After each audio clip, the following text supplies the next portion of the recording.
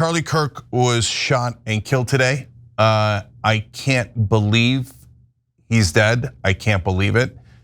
I saw the video. I don't want you to see the video. He got shot in the neck. As we are taping this live, we don't know who the perpetrator is yet. We're going to give you a lot more details in a minute. But I want to start out by saying my heart goes out to Charlie's family. He had a wife, Erica, who I met in one of our appearances together. He has a 3-year-old daughter, or had, and a 1-year-old son. And violence is not the answer. It's never, ever, ever the answer. It is intellectual surrender. It's saying, I don't know how to win with my mind and with my ideas. Instead, I'm going to resort to violence, and that is a form of intellectual defeat. It is obviously immoral. It is, if you are in favor of violence, you are not on the left by definition. Ours is a peace movement. Ours is a movement of non-violence. If you believe in violence, you are not on the left and you are not for peace.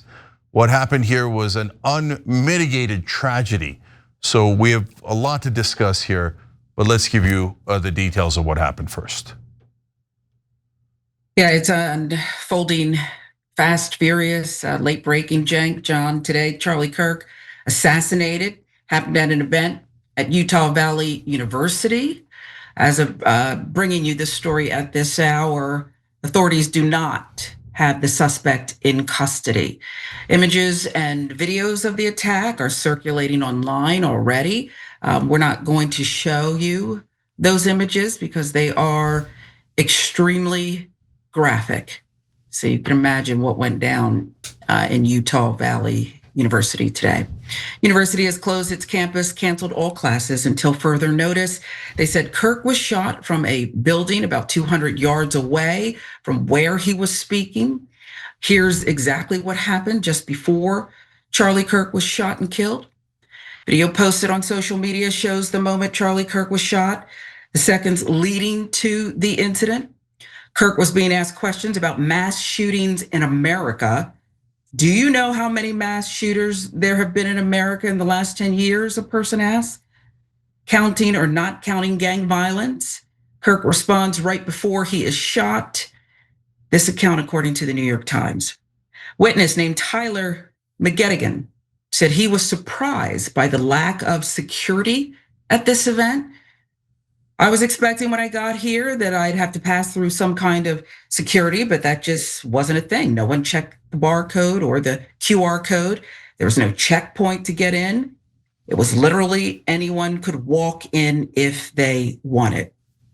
Not long ago, there was this from President Donald Trump on Truth Social. The great and even legendary Charlie Kirk is dead. No one understood or had the heart of the youth in the United States of America better than Charlie. He was loved, admired by all, especially me, and now he is no longer with us. Melania and my sympathies go out to his beautiful wife, Erica, and family. Charlie, we love you. President Donald Trump, a short time ago, perhaps announcing it, Charlie Kirk's assassination to the world. I was watching, monitoring online, Jank and John, and that was the first confirmation of his death.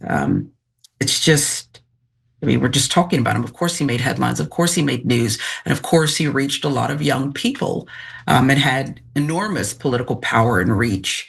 And to think that here we are again. Yeah, so I want to talk about what should be the left's reaction in a second. But to start with my reaction, I was on calls all day, and so I actually had not seen it until I got on a call and somebody said, well, you know, we understand if you got to go. And I was like, why would I have to go? And they said, Charlie Kirk's been shot in the neck. And I was like, no, I didn't, it didn't compute. Couldn't believe it. And then, you know, I started looking at all the news and trying to figure out what happened. And then I got the notice that he had died. And I'm still stunned. I still can't believe it. So I think that this struck me more. One, obviously, I knew him, so whenever you know a human being, it is way more personal to you. But I hope to God that we all have enough empathy that you didn't have to know him to know that this was a great tragedy and terrible. And of course, guys, one of the ramifications of this is that we're now all in danger. There, but for the grace of God, go I. I've been in that spot doing a speech like that, dozens of times, hundreds of times. So what are we going to do here? Is violence going to go break out in America and we just start killing each other? This is terrible. It doesn't get any worse than this. And I don't want to hear anything about Charlie Kirk's views today. That's not the point. And I think part of the reason why it struck me more is because of his age, how young he is. And so many people these days have, like Trump, survived the assassination attempt. And so, I don't know, maybe we started thinking, or I started thinking that it wasn't gonna happen. But it did happen and he's actually dead. And so it's not just heartbreaking, it is a terrible development in American politics. John, what do you think? Yeah, I obviously have a lot of thoughts. I'm like you, I'm stunned. I mean, I didn't know him, I never met him, but like he's, in a way, he does something very similar to what we do every day. He comments on politics. We've all had death threats. I'm sure we've all had stalkers. There's been events that have been disrupted, scary stuff like that. So this is, in a very real way, like in terms of political violence when it comes to the media, this is like a worst case scenario. It's the last thing you want to happen, and it's a reminder of the dark place we're in America. Like Jake, you've been covering the news a lot longer than I have, but we've had dark periods in the 12 or 13 years that I've been covering politics. Is by far the darkest time, and in particular when it comes to violence, to the normalization of just like fantasizing about or making light of people you disagree with being murdered. That weird bloodlust that just feels like it's always out there. Memes about invading Chicago. People, I want a migrant to be eaten by an alligator, or maybe they'll be eaten by sharks. It just feels like everything is just steeped in a desire for blood, and it's become so normalized, even with politicians. And the country's dark in a lot of ways, but there's just so much violence. I think that's the thing. Even today, a lot of people are talking about the fact that like there's other shootings happening as this one is being processed. You don't even have time to focus on like this big story as more and more violence happens. And in the area of political violence, like these things happen that should be the biggest news story of the year, and nobody even remembers it like a week later. The CDC was shot up. Barely anyone even talked about that. It didn't even merit government discussion. A state representative in Minnesota was assassinated, her husband assassinated. When was the last time you heard them talk about that in the news? It's just the most normalized thing. And yeah, so it's scary, when you do something like this. And I'm sure obviously we already were worried about stuff like this happening. Like I said, I've been stalked or whatever, but now we have to be, Jake, you do public events, you do events out in the open. You gotta be worried about that stuff. And it's the last thing that you want, anyone to have to think about with everything else going on. I never met him, and Cenk's right. So is John. This is not about political views, but we were used to just discussing and opining. And when I first saw the news, I thought, well, he'll be okay. And a Republican friend of mine who's pretty dialed in texted me that he's dead, and I said, well, come on, that's not confirmed. But I feel this loss.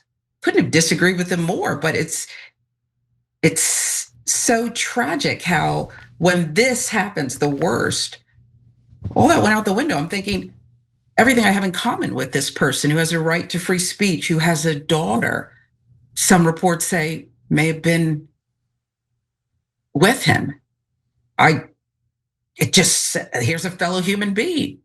And I kept looking at the screen saying, this man should be here. This makes absolutely no sense. This man should be here. All of the discourse and the disagreement goes out the window. I just can't believe, even in light of everything else that we've watched unfold, the violence on and on and on, that this has actually happened on this day. Yeah. So it's interesting you said that, because one of our members on our website just wrote in. It's Teddy Lucy Linda. I didn't like Charlie Kirk at all. That said, it is truly shocking, and truthfully, I'm surprised by the sadness that I feel. My heart breaks for his wife and his two little ones who will never know their father. Oof. At 3 and 1, they're never going to know him. This is not the way. So look, at first I saw a bunch of people on the right claiming that the left was celebrating. I hope to God that that's true for almost no one. And I am positive that it is not true for the overwhelming majority of the left that are good-hearted people and deeply moral, decent people. That is why we fight for nonviolence and peace, etc. But I'm here to shame the people who are celebrating this in any way, shape, or form, who are not, who are taking it lightly, who are attacking Charlie Kirk today. So we didn't agree with them. So what? That you fight that out and you win in the battle of ideas, not in the battle of guns and weapons and bullets and murder and death. If you think that's what the left is, you don't understand a single thing about the left. If you think that's what the peace movement's about, you're very, very stupid. That is the exact opposite of the peace movement. We try to minimize the damage done.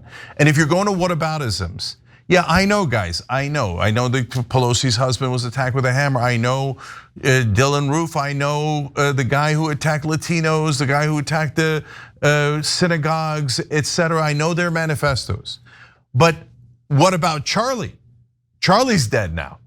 And so we don't know who did it yet, but it would be surprising if it wasn't someone who disagreed with him politically, because that's what he's mainly known for. Or the only thing he's known for. So it is deeply immoral to not be outraged by this. And I hope to God none of us make that mistake.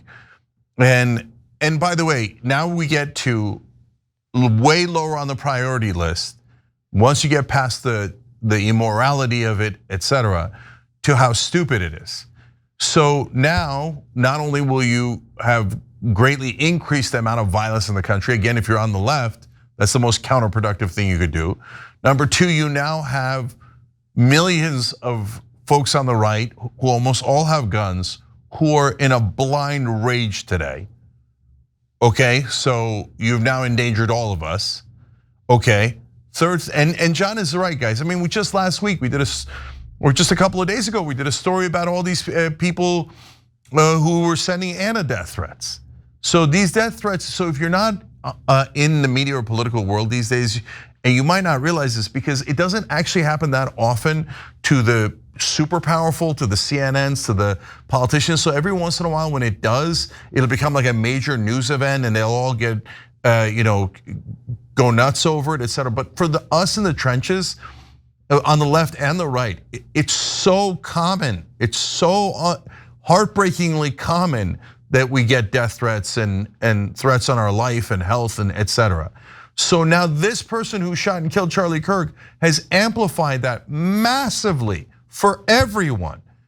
So it can't be any dumber, it can't be any worse. And if you care about the politics of it, you've now made Charlie Kirk a martyr. And so it just couldn't be more wrong in every imaginable way. So if anyone on the left is heartless and disgusting enough to not realize the tragedy of this, I'm here to fight them. And through obviously words, rhetoric, politics, whatever you need. But I'm not gonna let people go around saying inhuman things and pretending that they're on the left.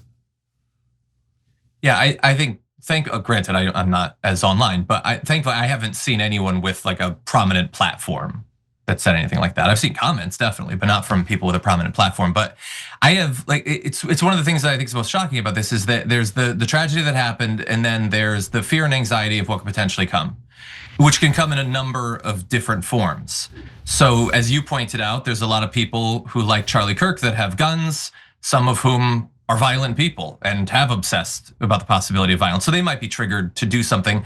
By the way, regardless of who it ends up that did this and what their motivation was, I mean, I think everybody suspects, and I think there's good reason to suspect what the motivation would be, and that's most likely what caused it, but it's not always that way. I mean, the guy in Butler was a Republican. Like sometimes people are crazy, sometimes people are narcissistic and want to get in the news. That could end up being the case. I think it's most likely what people suspect. So right wingers could potentially want to lash out. You could potentially have a left winger who wants to do a copycat thing, which is another scary thing. Again, regardless of whatever it ends up that the actual motivation was. And then in the meantime, I think we might have some graphics. So you have some leftists who are making jokes. You also have some incredibly powerful right wingers that are not interested in finding out what the motivation was or who it was. And they're calling for like Chris Rufo, who is an incredibly powerful person. He's calling for an end to the left. Investigations of every left-wing NGO, every group, every donor. I mean, there's a lot of people that are jumping to wanting a war to come out of this.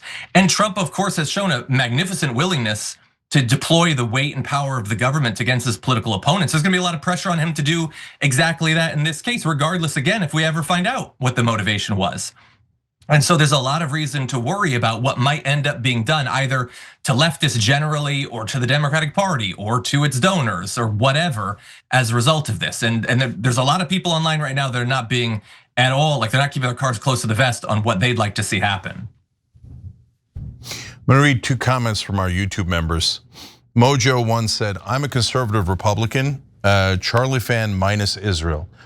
So if you're wondering why they're a YouTube member, because we do an open-minded, open-hearted show, and people come to us from across the political spectrum, and we try to be as honest as humanly possible. We try so hard to get to the truth and try to be decent, moral people for everyone involved. So I appreciate you being here. But he continues, I don't know what to do. I have a growing vengeance in my heart, trying not to feel radical. So guys, when people that they feel close to, and if you're on the right and you listen to Charlie, put aside our views and politics and policy, but they felt super close to him, and I get that. I 100% get that. Now they're so angry. And can you understand that? Can you feel that? Can you understand if that happened to one of us, how angry we would all feel?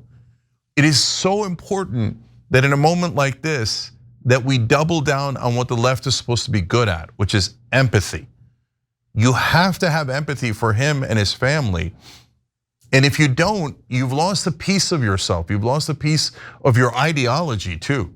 Our side is supposed to be the side that has more empathy. And so I get that feeling of rage, but we have got to get it to a place where you do something productive with your emotions, your justifiable emotions over this, instead of doing something stupid and adding to the problem. If we keep adding and adding and adding to the problem, we're never gonna get to the answer. And Nerd Girl Dragon, another member on YouTube, said, I've been so sickened by the number of people in comments cheering his death. As always, TYT brings me comfort that not all of us have lost our humanity. Violence is never the answer, his poor kids.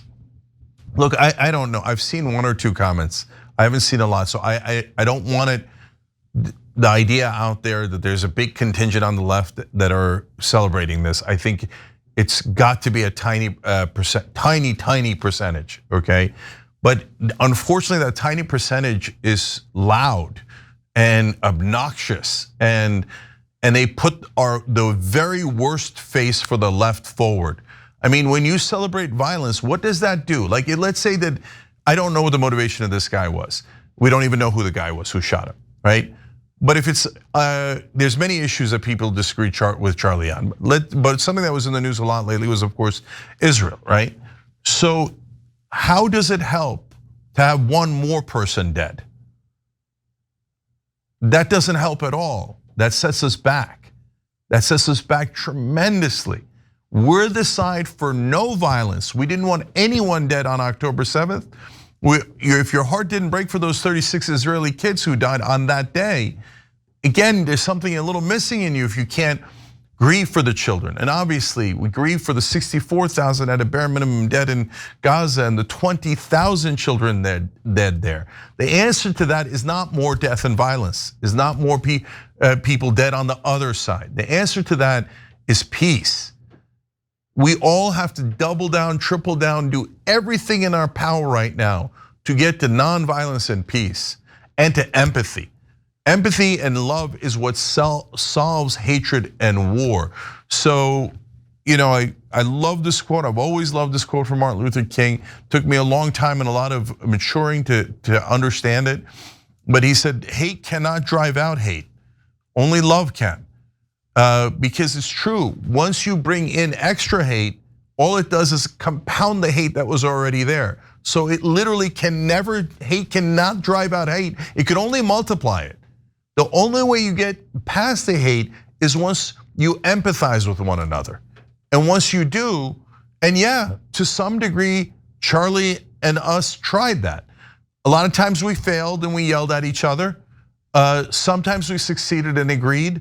And then we went back to fighting and debating and etc. But that's supposed to be what we do. We're supposed to debate. We're supposed to disagree. We're not supposed to murder each other. And so now to the point that John made, okay, now what's gonna happen to freedom of speech? Now everybody's gonna be afraid to speak out on whichever side, on any issue. Because if you speak out and you make someone else angry, maybe you're next. So this is, and when societies go more towards violence and less towards speech, I guarantee you that is not a good situation for the left. So let alone the whole country, let alone as I've reemphasized now countless times, the deep immorality of the act itself.